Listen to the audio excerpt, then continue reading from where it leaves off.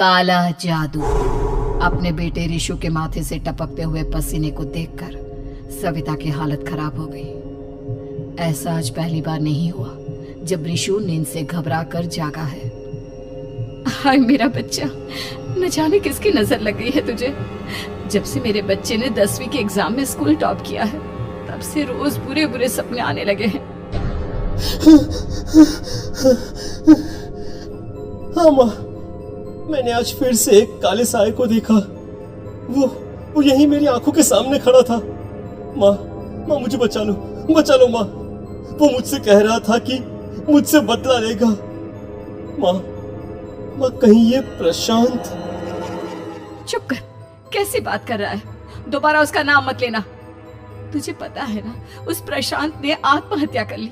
तो बार बार उसका नाम मत लिया कर। मम्मी, क्या सच में प्रशांत ने आत्महत्या की थी? चुप कर, बहुत सवाल पूछता है आजकल। और फिर रात के वक्त सविता के पूरे घर में एक अजीब सा काला धुआं छाने लगा। गहरी नींद में सोई सविता की जैसे ही आंख खुली उसका दम घुटने लगा। वो दौड़कर ऋषु के रूम की तरफ गई जहां उसके दरवाजे पर घूमती एक काली परछाई देख वो बुरी तरह से घबरा गई। कौन है वहाँ? कौन है? सामने आओ। ये मैं हूँ, तुम्हारी काली करतूत।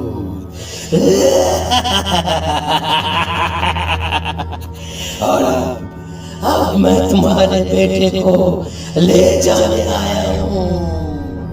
नहीं, मेरे बच्चे को छोड़ दो प्लीज। मेरे ऋषु को कुछ मत करना। वो परछाई ऋषु के कमरे में घुस जाती है। सविता भी उसके पीछे पीछे दौड़ कर जाती है और देखती है कि अब वो साया साफ नजर आ रहा था।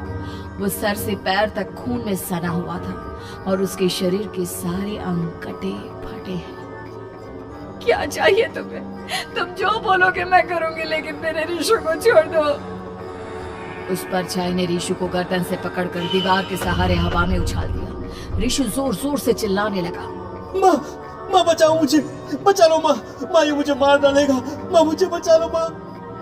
नहीं ऐसा मत करो, मुझे मार दो लेकिन मेरे बच्चे को छोड़ दो। मैं तुम्हारे आगे हाथ जोड़ती हूँ। वो परछाई ऋषु को जमीन पर गिरा देती है और अचानक वहां से गायब हो जाती है। ऋषु, मेरा बच्चा, तू ठीक तो है ना?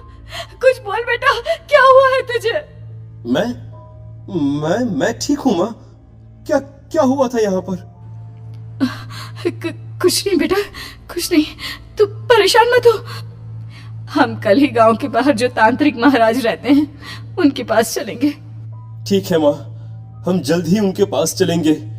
मुझे बहुत डर लग रहा है माँ।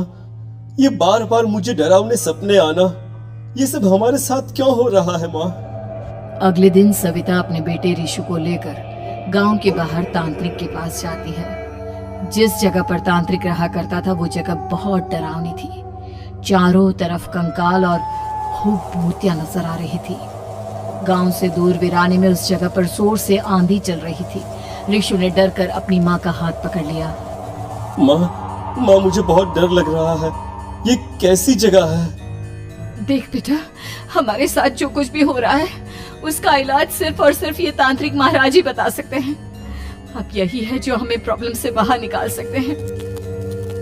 जैसे ही सविता और ऋषु तांत्रिक की झोपड़ी के अंदर पहुंचे, वहां का नजारा देखकर उनकी आंखें फटी की फटी रह गई। तांत्रिक की झोपड़ी के अंदर कई सारे लोग अपनी गर्दन घुमा घुमा कर जोर जोर से चीख रहे थे। कौन हो तुम और यहाँ क्यों आई हो? महाराज, मेरे बेटे को कुछ दिनों से एक डरावनी काली परछाई नजर आती है और कल रात उसने मेरे बेटे पर हमला भी कर दिया।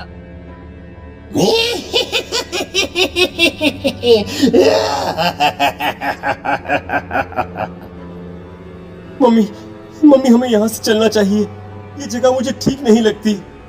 नहीं बेटा, ऐसा नहीं कहते। रुक जाओ, 2 मिनट के लिए रुक जाओ। क्या कहा? काली परछाई? तुम्हारे बेटे पर किसी काली परछाई ने हमला किया? हाँ महाराज, वो कह रही थी कि वो मेरे बेटे को कुछ कर देगी। कोई उपाय बताइए महाराज, मेरे बेटे के साथ कुछ गलत नहीं होना चाहिए। तुमने किसी दूसरे के साथ गलत किया है। तो तुम्हारे साथ भी गलत होकर ही रहेगा। तुमने किसी की जान ली है, किसी को मार डाला है तुमने। नहीं महाराज, मैंने ऐसा कुछ नहीं किया। मैंने किसी की जान नहीं ली। मुझे कोई उपाय बताइए। लगता है तुम इतनी आसानी से नहीं मानोगी। मैं तुम्हें अभी उस काली परछाई से मिलवा देता हूँ और वही सारा सच तुम्हारे सामने लेकर आएगा। हाँ? सविता और ऋषु ने डर के मारे अपनी आंखें बंद कर ली। तभी अचानक तांत्रिक की झोपड़ी में अजीबोगरीब आवाजें गूंजने लगी। सविता और ऋषु बुरी तरह से कांप रहे थे। आंखें खोलो और अपने सामने देखो। क्या यही है वो जिससे तुम कल रात को मिली थी? बताओ मुझे। हाँ, इसने कल रात मेरे बेटे के ऊपर हमला किया था। ये उसी लड़के की भटकती हुई आत्मा है जिसे कुछ दिन पहले तुमने मार डाला था। मम्मी ये महाराज क्या कह रहे हैं? क्या सच में आपने किसी की जान ली है, किसी को मार डाला है? अगर हाँ तो बताइए ना मम्मी, किसको मारा है आपने? किसको? तुम्हारी माँ इतनी आसानी से सच नहीं बताएगी बेटा। इसने एक बच्चे की जान ली है। कहीं उसका नाम प्रशांत तो नहीं महाराज? वो मेरा दोस्त है, मेरा पड़ोसी है। सही पहचाना। देखा सविता, तुम्हारा खुद का बेटा भी जानता है कि तुमने किसी के प्राणों की बलि चढ़ा दी और इसीलिए अब उसकी बुरी आत्मा तुम्हारे घर में भटकती है। मुझे माफ कर दीजिए महाराज, मुझसे बहुत बड़ी गलती हो गई। प्रशांत हमारे पड़ोसी का बेटा था। हर बार उसके नंबर मेरे बेटे से ज्यादा आते थे और इसलिए मैंने उसके कमरे के बाहर काला जादू किया था, पर मुझे नहीं पता था कि वो मर जाएगा। तुम्हारे उसी काले जादू वाली गुड़िया के अंदर एक बुरी आत्मा थी जिसने उस बच्चे के दिमाग पर बुरा असर कर दिया और उसी की वजह से उस लड़के ने अपनी बालकनी से कूदकर आत्महत्या कर ली। इसकी वजह सिर्फ और सिर्फ तुम हो, तुम। नहीं महाराज, जो कुछ भी हुआ मुझे नहीं पता था कि प्रशांत अपनी जान दे देगा। प्रशांत की आत्मा इस वक्त तुम्हारे सामने खड़ी है, हमसे बात करना चाहती है। बोलो क्या कहना चाहते हो? मैं जीना चाहता था, बड़ा होकर कुछ बनना चाहता था। आपके बेटे से मुझे कोई परेशानी नहीं थी। अरे वो तो मेरा अच्छा दोस्त था। मुझे माफ कर दो बेटा, मुझसे बहुत बड़ी गलती हो गई, मुझे माफ कर दो। माफ करने से मुझे वापस जिंदगी नहीं मिल जाएगी। मेरे माँ बाप आज भी मेरे लिए रोते हैं। आपने मेरे साथ बहुत गलत किया है, बहुत गलत। और तभी अचानक प्रशांत की आत्मा वहां से गायब हो जाती है। सविता जोर जोर से रोने लगती है। सुन लिया तुमने? ये तुम्हारे अपने ही किए हुए पाप हैं जो इस तरह से तुम्हारे सामने आ रहे हैं। माँ, ये आपने अच्छा नहीं किया। सिर्फ 10th बोर्ड के एग्जाम में मैं टॉप कर पाऊं, इसलिए आपने मेरे दोस्त के ऊपर काला जादू कर दिया।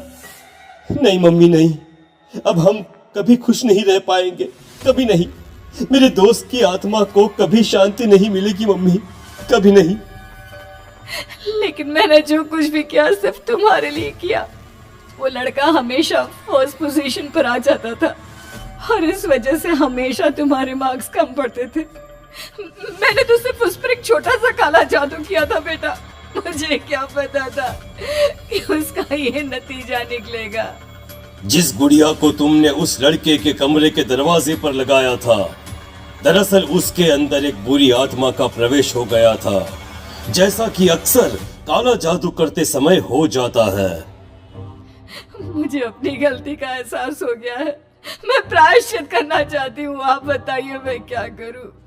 प्रशांत के घर जाकर उस काली गुड़िया को वहां से निकालकर यहाँ लेकर आओ। मैं उसे आग में जलाकर राख कर दूंगा और उसके बाद प्रशांत की आत्मा को हमेशा के लिए मुक्ति मिल जाएगी। अगली रात सविता चुपचाप अपने पड़ोसी प्रशांत के घर जाती है। प्रशांत के माँ बाप प्रशांत की मौत के बाद उस घर को छोड़कर हमेशा के लिए वहां से चले गए थे। जैसे ही सविता उस घर के अंदर कदम रखती है, उसका सामना अजीबोगरीब हैवानियत से भरी आवाजों से होने लगता है। ऐसा लग रहा था जैसे कोई बुरी तरह से चीख रहा हो।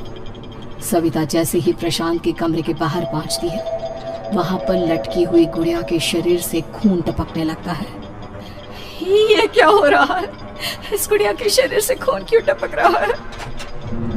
सविता हिम्मत करते हुए उस गुड़िया को वहां से उतारने की कोशिश करती है, लेकिन तभी अचानक से बहुत भयानक दिखने वाली औरत उसकी आंखों के सामने आकर खड़ी हो जाती है। मैं यहाँ से कहीं नहीं जाऊंगी, और अगर तूने मुझे यहाँ से हटाने की कोशिश की तो मार डालूंगी मैं तुझे। नहीं नहीं, मुझे तुम्हें यहाँ से ले जाना ही होगा, नहीं तो मेरा बेटा, उसकी जान को खतरा है। मैं तुम्हें नहीं छोड़ सकती। अगर तुम्हारे अंदर हिम्मत है तो मुझे इस घर से बाहर ले जाकर दिखाओ। और ऐसा कहकर वो औरत सविता के ऊपर हमला कर देती है और उसे हवा में उछाल उछाल कर जमीन पर पटकती है। लेकिन तभी अचानक मौका देखकर सविता अपने हाथ में ली हुई सुई उसके हाथ में चुभो देती है। हाथ में सुई लगते ही वो औरत जमीन पर तड़पने लगती है। ये क्या किया तूने? ये क्या कर दिया? तुझे ऐसा नहीं करना चाहिए था। तांत्रिक ने मुझे कहा था कि तुझसे जीतने का सिर्फ यही एक तरीका है जिससे मैं अपने पापों का प्रायश्चित कर सकती हूँ और अपने बेटे की जान बचा सकती हूँ। और उसके बाद वो डरावनी दिखने वाली औरत एक छोटी सी जादुई गुड़िया में तब्दील हो गई और सविता ने उसे ले जाकर तांत्रिक को दे दिया। तांत्रिक ने जादुई गुड़िया को आग के हवाले कर दिया।